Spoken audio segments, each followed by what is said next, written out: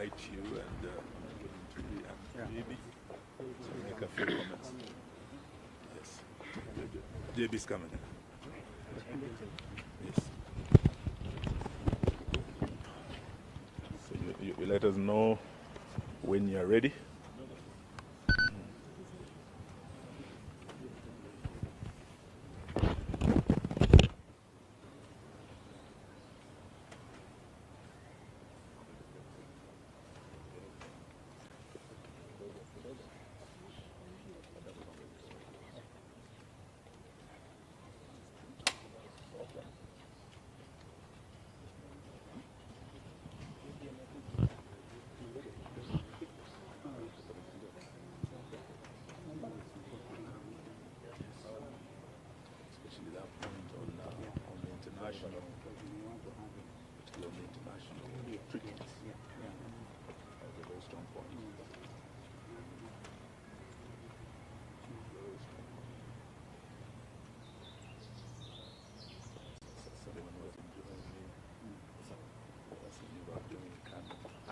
When you're ready, we're ready.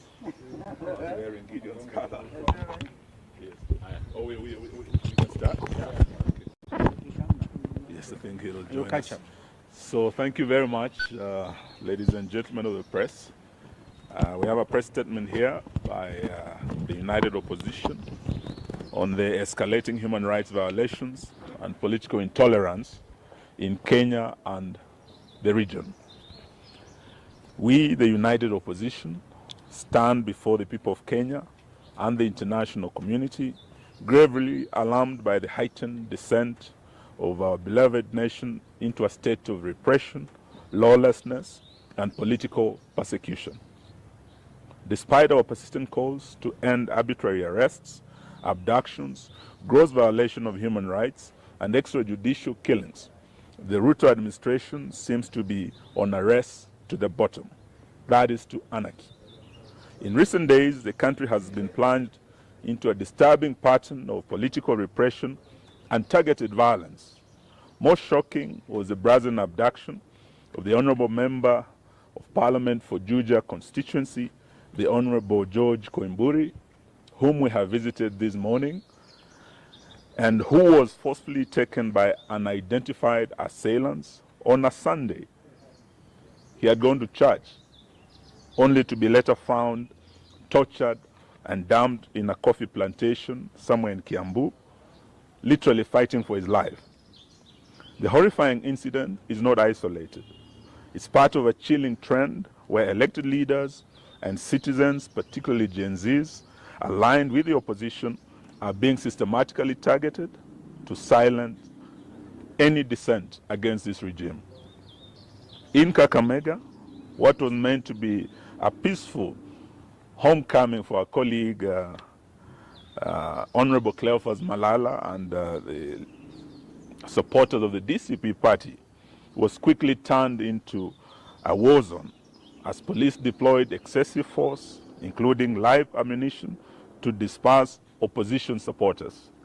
A few days before, the same cruel pattern faced innocent, peaceful citizens in Bungoma protesting against the grabbing of the Nzoia Sugar Company. This use of disproportionate force on unarmed civilians is not only unlawful, but represents a dangerous erosion of the right to assemble as enshrined in Article 37 of the Constitution of Kenya. Moreover, we have repeatedly raised the alarm over the state-enabled culture of impunity, where political hooligans are mobilized to disrupt opposition events violently. These criminal gangs operate openly, often shielded or even escorted by state security forces. From Busia to Kisumu, Nairobi to Nyeri, opposition meetings have been ambushed, tents destroyed, sound systems and cars vandalized, and citizens assaulted. While the police stand by, or worse, collaborate in this chaos, this is no doubt a state-sponsored political terrorism. We also condemn in the strongest terms possible the murder of two Catholic priests, Father John Minor, who had just recently hosted the second deputy president. We also condemn the death and murder of Father Alois Cheruiyot Bet, who had also been paid a visit by DCI officers, only to be murdered shortly thereafter. We are in solidarity with the Catholic Church in demand for justice and holding to account those responsible for these heinous crimes.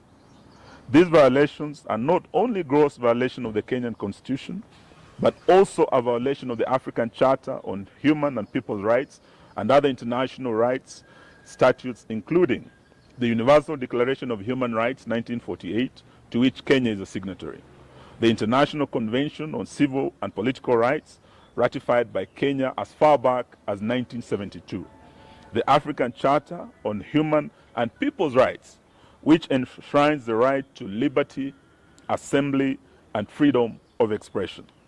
These legally binding instruments obligate the state to protect, not to persecute, any of its citizens without exception. We are deeply disturbed by the growing role of private sector enablers in this crackdown. We call out telecommunication companies, in particular Safaricom, which may have turned a blind eye, or worse, actively collaborated with the regime in surveilling, tracing, aiding, and abducting of these citizens. We demand that they publicly account for the data they provide to security agencies and affirm their commitment to protecting the rights and privacy of their customers. We equally put on notice all political and business elites, those who fund the goon squads, those who lobby for the maintenance of tyranny, and those in the diplomatic community who remain silent as Kenya burns. History will remember your complicity. To the Kenyan people, we say, do not be silenced. The repression we face today is not just about politics. It's about the very soul of our nation. When voices are muted through fear, when leaders are abducted in broad daylight, and when bullets are fired at peaceful gatherings, the silence of one becomes the silence of all. We urge every citizen, civil society groups, religious leaders, and international allies to stand in solidarity with us in demanding, one, an immediate cessation of politically motivated violence and abductions, enforced disappearances, and extrajudicial killings. Two, accountability for the telecoms and private actors enabling illegal surveillance, tracking, and data breaches. Three, an end to state-backed disruption of peaceful political assemblies. Four, the protection of constitutional rights, including the freedom of assembly, association, expression, and political participation. We would like to remind Mr. Ruto that he is not immune from prosecution for crimes against humanity, which includes abductions, torture, enforced disappearances, murders, gender-based violence, and other crimes. This is not a partisan issue.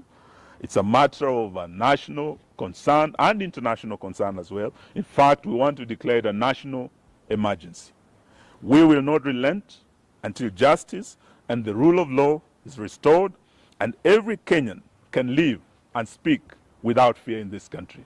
That's the end of our statement. Thank you very much. Any questions? I think it's very clear.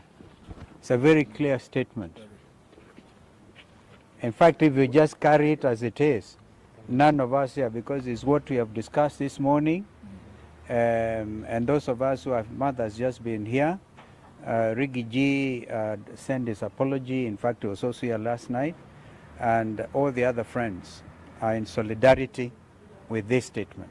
So I really think we shouldn't add anything unless it's something, a question. Oh, great. Tumemwona, sauti imeanza kurudi pole pole. And his wife is beside him, and we thank Karen Hospital for taking excellent care of him. You know, when you hear stories like Mheshimiwa abducted himself, you really want to pray for those people because they are evil. You see the tattered clothes and things. He's lucky to be alive. And so we have one instrument, Constitution of Kenya 2010. And all public officers, from William Ruto to the police constables, must know that be held accountable under the Constitution. Those rights are so clearly elaborated. And so we want to say shame on anybody who thinks a mheshimiwa like this can abduct himself. And you want us police to believe your story? So I don't want to add. What do you speak to the National Police Service saying they are unaware of the abduction and they are investigating the video circulating online? And to add on that, They are investigating themselves. he's even called for a presser. Who? 2 p.m. Who? Douglas Kanja, the IG. Oh, He's poor likely to guy. repeat the same- Poor guy. If he repeats it, it's unfortunate.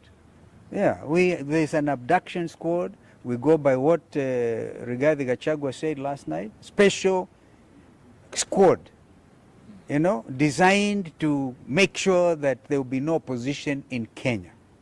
So let him issue a statement. But who will believe a policeman like Kanja today? Where his own people say, oh, Mheshimiwa abducted himself. And the man was almost dead. Okay, so, well, this is where it is. And we are not, by the way, Kenyans are very clear.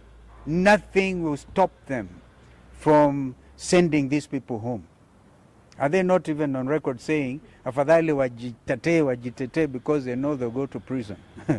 Well, the former Attorney General is here with us, immediate former. It's really, JB is with us. And these things, we're investigating, we tooth comb with ICJ. Remember, you are dealing with very senior, some of us, very senior members of the profession and members of the International Law Society of Kenya, East African Law Society. And we repeat that when we went for integration of the region, we really were for the rights of establishment. So Mother Karua can practice in Uganda. I can open an office in Dar es Salaam, in Kigali, in Bujumbura. This is the spirit of cooperation. And therefore, we are all subject to the same values and standards. So we are going to make sure that this region is called to order when it comes to human rights, which are universal under those statutes that have been elaborated. How do you speak to comments made by the Tanzanian MPs yesterday about... We don't want to comment about Tanzanian MPs. I think let's stick to the Kenyan situation. Yeah. About abductions. Yeah. Our own president, just a few days ago, told the Finnish president there will be no more abductions. Yeah. We have come here because of the latest abductee, an honorable member of parliament. And we have here the former Attorney General whose own son was abducted. Probably should say a word about abductions that he has called for an end to. JB, please. Thank you, my colleagues. I've always called for an end to abductions, and we thought when President Ruto, in answer to a question from a foreign journalist, saying that they have all come to an end, and all those that have been abducted and safely been returned to their homes and reunited with their families. Only, unfortunately, to see this latest one of Honorable Koimbori. And just to answer a simple question, on Friday last week, the police who are looking for Honorable Koimbori did not get him. He managed to escape. The police continued to look for him. They arrested his driver. His vehicle is still at the Bodaiga police station. That was Friday.